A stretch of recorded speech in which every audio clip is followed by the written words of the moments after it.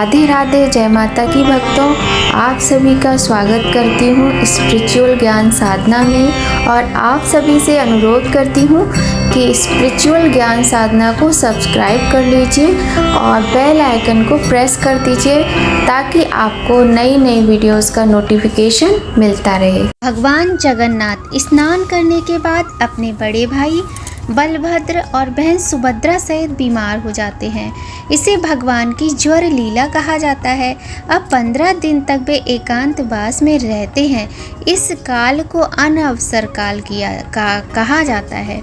जय माता की, राधे राधे, जय जगन्नाथ स्वामी। कैसे हैं आप सभी लोग? आशा करते हैं सभी लोग बहुत अच्छे होंगे। बताने के लिए कमेंट में जय माता की, राधे राधे अवश्य ही लिखिएगा। आज हम आपके समक्ष बहुत ही सुंदर भगवान जगन्नाथ की कथा लेकर आए हैं जो कि आपको बहुत अधिक पसंद आएगी। अगर आपको पसंद आए तो लाइक कीजिएगा और हाँ, अगर आप पहली बार चैनल पर आए हैं तो सब्सक्राइब कर लीजिए और बेल आइकन प्रेस कर दीजिए ताकि आपको नई नई सुंदर सुंदर इम्पॉर्टेंट वीडियोस का नोटिफिकेशन मिलता रहे। तो चलिए आज हम आपको आज की वीडियो में सुनाएंगे। आपने शायद ये न्यूज़ सुन भी ली होगी, ये समाचार मिल गया होगा कि हमारे भगवान जगन्नाथ जो कि उड़ीसा के पुरी स्थान पर जगन्नाथ मंदिर में स्थापित हैं, वो 15 दिनों के लिए बीमार हो गए हैं और उनकी इस लीला को ज्वर लीला कहा जाता है। आखिर क्या भगवान को भी बुखार आता है? क्या भगवान बीमार पड़ते हैं? अगर भगवान बीमार पड़ते हैं तो उनके भक्तों का क्या होगा? इसकी बहुत ही सुंदर कथा लेकर आए हैं, सुनिएगा ज़रूर और आपको जब सुनेंगे तो आपको पसंद भी आएगी। तो चलिए देर ना करते हुए प्रारंभ करते हैं जगन्नाथ स्वामी की कथा। सबसे पहले गणेश जी का ध्यान करके, भगवान जगन्नाथ की जयकार बोल के, उनका ध्यान करते हुए आज की कथा का श्रवण करेंगे। बोलिए गणेश भगवान की जय, बोलिए जय जगन्नाथ स्वामी। तो भक्तों, रथ यात्रा जगन्नाथपुरी में जो पूरे संसार में प्रसिद्ध है, वो जब रथ यात्रा होती है उसके समय ठीक 15 दिन पहले भगवान जगन्नाथ अचानक से बीमार पड़ गए। आखिर ऐसा क्यों हुआ? तो चलिए सुनाते हैं सुंदर कथा।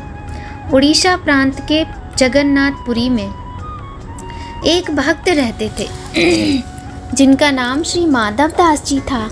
अकेले ही रहते थे, संसार से इनको कुछ लेना देना नहीं था। अकेले बैठे बैठे बस भजन किया करते थे। नित्य प्रति श्री जगन्नाथ प्रभु का दर्शन करते थे, उन्हीं को अपना सखा मानते थे और उन्हीं प्रभु के साथ बाल क्रीड़ाएं करते थे।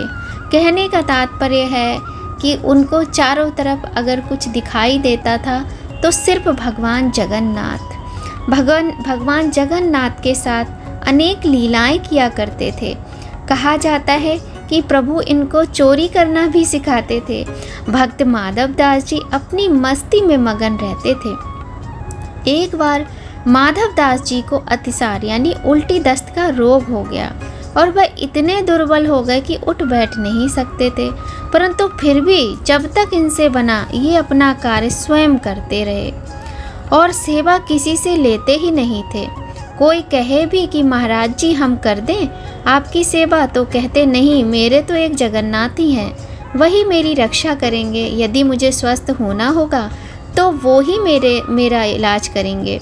ऐसी दशा में जब उनका रोग बहुत अधिक बढ़ गया और वो उठने बैठने में असमर्थ हो गए, तब भगवान श्री जगन्नाथ स्वयं सेवक बनकर इनके घर पहुँचे और माधव दास जी को कहा कि हम आपकी सेवा कर दें। भक्तों के लिए तो आपने क्या क्या नहीं किया, क्योंकि उनका इतना रोग बढ़ गया था कि उन्हें पता ही नहीं था कि कब मलमूत्र त्याग देते थे और वस्त्र गंदे हो जाते थे। उन गंदे वस्त्रों को भगवान जगन्नाथ ने अपने हाथों से साफ किया था। उनके पूरे शरीर को भगवान जगन्नाथ अपने हाथों से साफ करते और स्वच्छ करते थे। कोई अपना भी इतनी सेवा नहीं कर सकता जितनी जगन्नाथ स्वामी ने भक्त माधव दास जी की करी।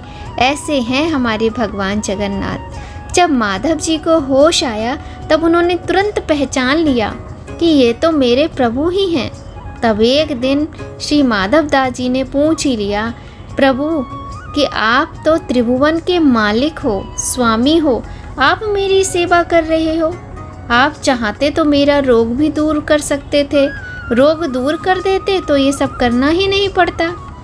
अब ठाकुर जी ने कहा, देखो माधव, मुझसे भक्तों का कष्ट नहीं सहा जाता, इसी कारण तुम्हारी सेवा मैंने स्वयं की। जो प्रारब्ध होता है तो उसे तो भोगना ही पड़ता है। अगर उसको काटोगे तो इस जन्म में नहीं, तो उसको भोगने के लिए तुम्हें अगला जन्म लेना पड़ेगा। इसलिए प्रारब्ध अपना काट लो, उतना ही अच्छा है। मैं नहीं चाहता कि मेरे भक्त को जरा से प्रारब्ध के कारण अगला जन्म फिर लेना पड़े, इसीलिए मैंने तुम्हारी सेवा की। परंतु फिर भी तुम कह रहे हो तो भक्त की बात भी नहीं टाल सकता। विश्वास करना, भक्तों के सहायक बन उनको प्रारब्ध के दुखों और कष्टों से सहज ही पार कर देते हैं प्रभु। भगवान ने कहा, अब तुम्हारे प्रारब्ध में ये 15 दिन का रोग और बचा है। तो माधव दास ने कहा, प्रभु 15 दिन का रोग तो आप ठीक कर सकते हो। तब प्रभु ने कहा, चलो तुम्हारा जो 15 दिन का रोग बचा है वो 15 दिन का रोग तू मुझे दे दे। 15 दिन का वो रोग जगन्नाथ प्रभु ने माधव दास जी से ले लिया। यही कारण है कि आज भी भगवान जगन्नाथ वर्ष में एक बार 15 दिनों के लिए बीमार पड़ते हैं अपने भक्तों के लिए। ये तो तब की बात है, परंतु आज भी भगवान जगन्नाथ की भक्त वत्सला देखो, आज भी वर्ष में एक बार जगन्नाथ भगवान को स्नान कराया जाता है, जिसे स्नान यात्रा कहते हैं। स्नान यात्रा करने के बाद प्रतिवर्ष 15 दिन के लिए भगवान जगन्नाथ आज भी बीमार पड़ते हैं। 15 दिन के लिए मंदिर के पट बंद कर दिए जाते हैं, किसी भी भक्त को दर्शन नहीं होते हैं। कभी भी जगन्नाथ भगवान की रसोई बंद नहीं होती, किंतु इन 15 दिनों के लिए उनकी रसोई भी बंद कर दी जाती है। भगवान को 56 भोग का भोग नहीं लगाया जाता, क्योंकि बीमार हैं तो परहेज रखना पड़ेगा। इन दोनों प्रभु को काढ़ों का भोग लगाया जाता है।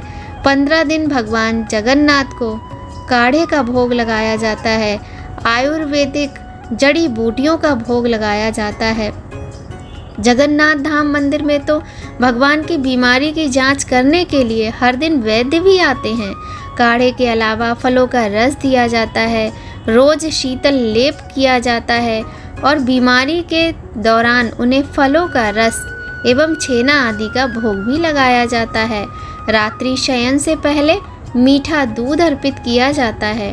भगवान जगन्नाथ अभी बीमार हो गए हैं और अब 15 दिनों तक आराम करेंगे। आराम के लिए 15 दिन तक मंदिर के पट भी बंद रहते हैं, उनकी सेवा की जाती है और वैद्य उनका इलाज करते हैं ताकि वे जल्दी से स्वस्थ हो जाएं।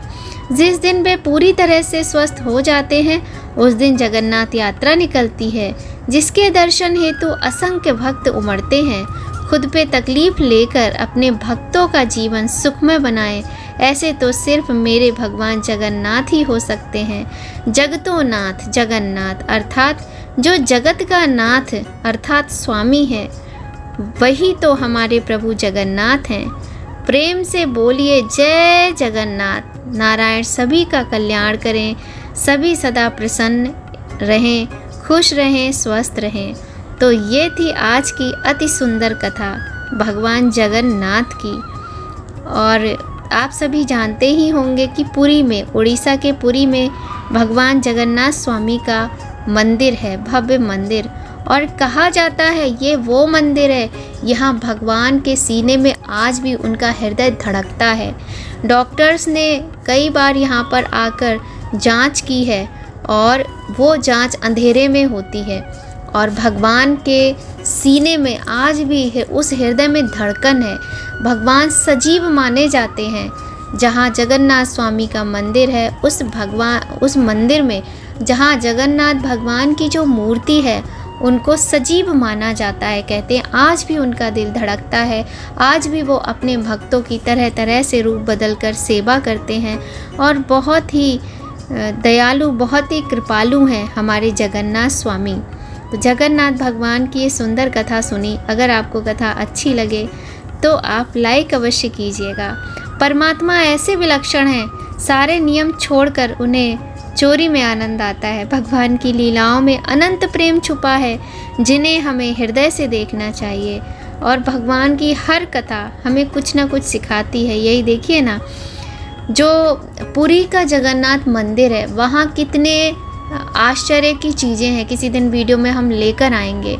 देखिए वहाँ का जो झंडा है पुरी मंदिर का, वो प्रतिदिन बदला जाता है। कहा जाता है कि जिस दिन पुरी मंदिर का झंडा जो पताका लहरा रही है वो नहीं बदली जाएगी, उस दिन प्रलय आ जाएगी, उस दिन कुछ अनिष्ट हो जाएगा। तो ऐसा कोई दिन नहीं जाता जो जगन्नाथ स्वामी के मंदिर का झंडा ना बदला जाए। आपने देखा होगा बिल्डिंग्स पर चिड़िया पक्षी आकर बैठते हैं, लेकिन पुरी का ये मंदिर जगन्नाथ स्वामी का ऐसा मंदिर है जहाँ कोई भी चिड़िया कोई भी पक्षी कभी आपको बैठा दिखाई नहीं देगा और आज तक के रिकॉर्ड में नहीं बैठा। ये ऐसा मंदिर है जिसके ऊपर से कभी कोई एरोप्लेन निकल ही नहीं सकता। तो ऐसी ही है महिमा। जो लोग भगवान पर विश्वास नहीं करते हैं उन्हें ये सारी चीज़ें देखनी चाहिए। ये उनको प्रमाण चाहिए होते हैं ना, तो बहुत प्रमाण हैं। ये तो मैंने एक दो बात बताई है, बहुत प्रमाण हैं भगवान के होने के, बहुत सारे साक्ष्य हैं। बस मन से, हृदय की आंखों से प्रभु को देखिए, उनकी कृपा अवश्य मिलेगी। वीडियो अधिक लंबा हो जाएगा।